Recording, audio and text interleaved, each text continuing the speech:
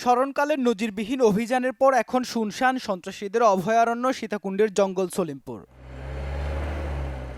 সোমবার ভোরে শুরু এই অভিযান চলে গভীর রাত পর্যন্ত, যাতে ধরা পড়ে ২২ জন।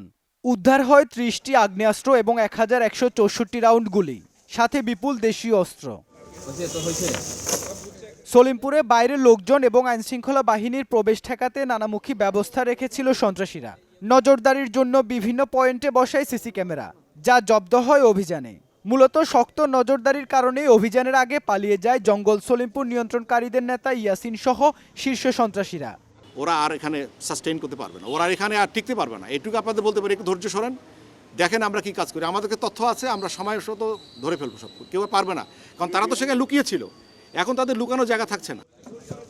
রাষ্ট্রের ভেতরে রাষ্ট্র হিসেবে পরিচিত জঙ্গল সলিমপুরে রয়েছে সন্ত্রাসীদের বড় অস্ত্র ভান্ডার। তবে অভিযানে অত্যাধুনিক কোনো অস্ত্র মেলেনি। যা মিলেছে তা মিয়ানমার সীমান্ত থেকে আসা বলে ধারণা আইনশৃঙ্খলা বাহিনীর। এগুলা সাধারণত মায়ানমার বেল্টে ইউজ হয়। কি ইন্ডিকেট করে? এটা সফলতা না? এই যে অ্যামুনিশন 7.62 দেখতে পাচ্ছেন, এটা সফলতা নয়?